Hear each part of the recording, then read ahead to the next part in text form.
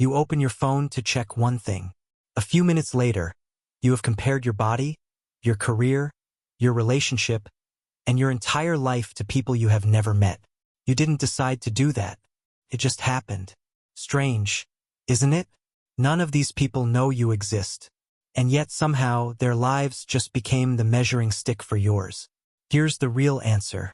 Your brain isn't malfunctioning. It's running a very old process, one that evolved in a world where most meaningful comparisons were local. Psychologist Leon Festinger proposed something in the 1950s called social comparison theory. His original idea was narrower than people often assume. When there's no objective way to measure your own opinions or abilities, you look at other people to figure out where you stand. Over time, researchers expanded that idea to cover appearance, success, and status too. That's the version most people know today. For much of human history, daily life happened inside small, familiar groups, often just a few dozen people connected to a wider community. Your comparisons were mostly local. Am I hunting as well as my brother? Is my shelter as strong as my neighbor's? The answers were close enough to true that they actually helped you improve. Here's the part that actually answers why you can't stop. Your brain regularly looks for clues about where you stand. Your status, your attractiveness, your success, your sense of belonging. Social media gives that process an almost endless supply of new people to evaluate. One swipe, one new standard. The comparison finishes. The search does not. There is always someone next. But the deeper reason it never finishes isn't just that there are more people. It's that the category keeps changing. After someone fitter, you might see someone richer. After someone richer, someone younger. After someone younger, someone in a better relationship. You are not competing in one category. The category changes with every swipe, which means there is no final point where your brain can conclude that you are enough. Psychologists call this upward comparison, measuring yourself against someone who appears better off. Sometimes it can motivate you, but when the distance feels impossible, it can make your own life feel smaller instead. Comparison can also move downward, toward someone who seems worse off, which usually creates temporary reassurance. But online, it's easy to encounter upward comparisons again and again, which is why they tend to leave the deeper mark. And this doesn't only change how people judge themselves in the moment. It can also change how they feel in the hours after scrolling. Research led by Aaron Vogel found that frequent Facebook users reported lower self-esteem, and that upward comparison helped explain that relationship.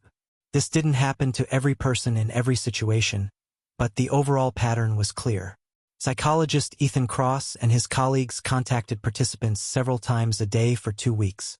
The more Facebook someone had used since the last message, the worse they tended to feel by the next one. Here's the part your brain misses completely. You are not comparing yourself to one person. You are comparing yourself to the momentary winners of thousands of different categories. And they are all stitched together into one endless feed. A fitness transformation photographed under perfect lighting.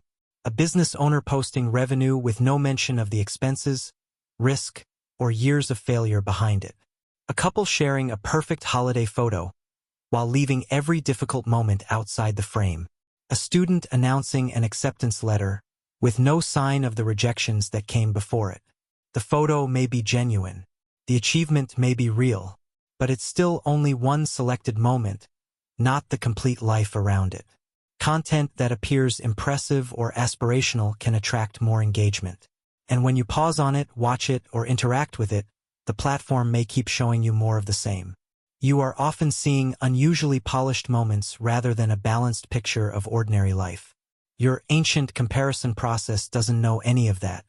It just sees a person, runs the calculation, and returns a verdict instantly, automatically. At first, that verdict lasts only a second.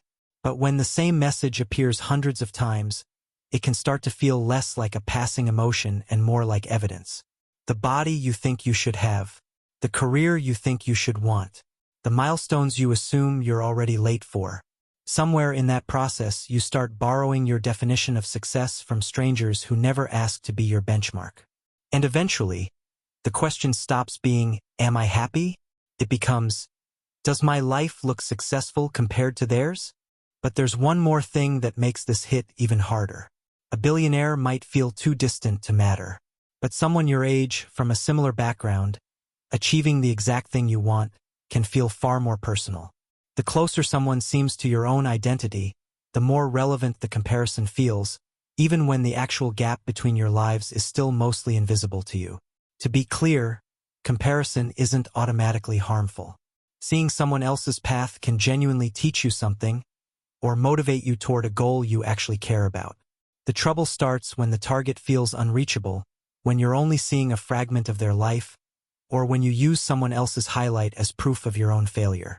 You are comparing your unfiltered Tuesday to someone else's most curated 30th take. The feed only shows the peaks from everyone all at once, stacked together as if peaks were the average. So before accepting the verdict, ask what you're actually seeing. A whole life or a selected fragment. Then ask whether the goal is genuinely yours, or whether you only started wanting it because someone else made it visible. And ask one more thing. Would you still want it at all if nobody online could ever see it? The next time a stranger's life becomes the measuring stick for yours, remember what you're actually measuring. A complete life against a selected moment. That ruler was never accurate to begin with. You open your phone for a few minutes. But this time, you understand why the comparison never really finishes, and why the verdict it gives you was never a fair measurement of your life.